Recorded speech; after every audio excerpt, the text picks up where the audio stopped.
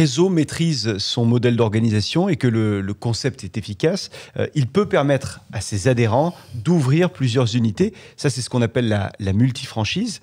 Comment est-ce qu'on définit ce système et en quoi ce système est-il réellement efficace? François-Luc Simon, sur la question juridique.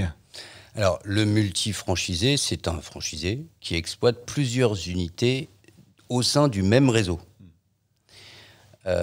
Cette multifranchise va permettre aux franchisés d'amortir des coûts fixes, de mieux gérer ses stocks, parfois d'obtenir des conditions tarifaires plus avantageuses. Elle va permettre aux franchiseurs de pouvoir s'appuyer sur des partenaires dont il aura progressivement apprécié le sérieux, les qualités. Et puis, il va permettre aux banques, niveau financement, de limiter leurs risques, puisque le franchisé aura peu à peu prouvé, à travers les premières unités, aura prouvé sa capacité à pouvoir rembourser. Je dirais de manière presque anecdotique que la proportion de multifranchisés au sein d'un réseau est souvent le critère important pour vérifier s'il y a une bonne réussite au sein du réseau. Il y a aussi un écueil qu'il ne faut pas oublier et que les gens connaissent peu, c'est qu'en matière de multifranchise, va se poser par définition, puisqu'il y a plusieurs contrats, la question de la date à laquelle se termine le contrat de franchise de chaque point de vente. Alors il y a deux possibilités, soit ils s'arrêtent tous au même moment, encore faut-il l'avoir prévu, encore faut-il le vouloir.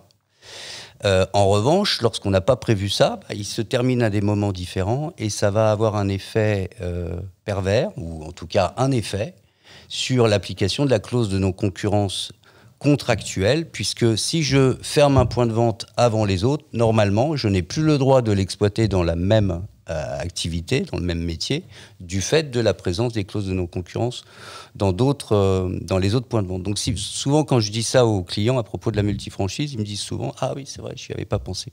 Donc je le signale pour les gens qui nous écoutent aujourd'hui. En termes stratégiques, Sylvain Bartholomeu, pour un réseau, avoir des multifranchisés, c'est le Graal? Alors c'est le Graal, effectivement. C'est le Graal, c'est aussi le gage d'avoir engagé un bon recrutement et une bonne sélection, parce que en moyenne, un franchisé va ouvrir 1,7 points de vente, mais dans les réseaux les plus performants, un franchisé peut ouvrir 2,5, 3 points de vente.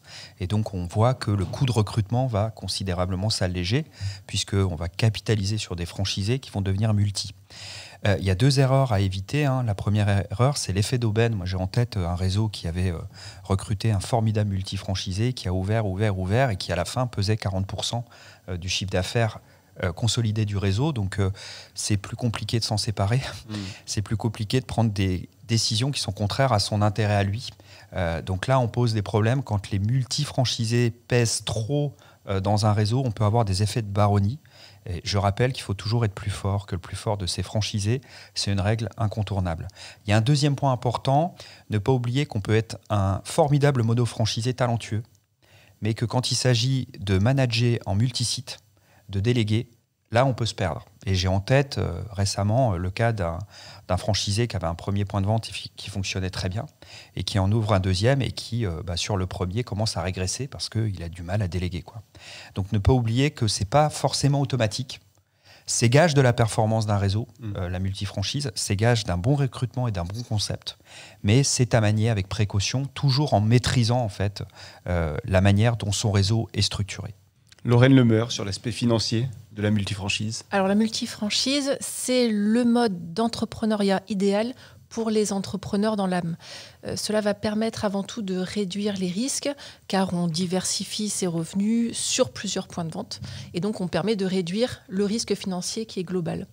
Et là, on va avoir un cercle vertueux qui va se créer, puisque l'accessibilité au financement va être facilitée par les banques et les investisseurs qui voient dans le multifranchisé un statut qui est moins risqué, qui est mieux implanté et plus sécurisant.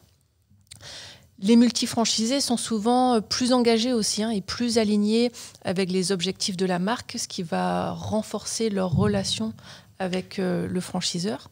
Et donc, grâce à leur expérience, ils peuvent croître plus rapidement en répliquant et en améliorant forcément à chaque fois un modèle d'affaires qui est éprouvé.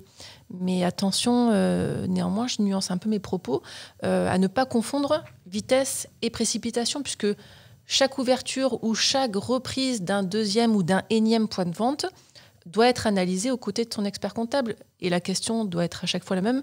Est-ce que la rentabilité financière est au rendez-vous ?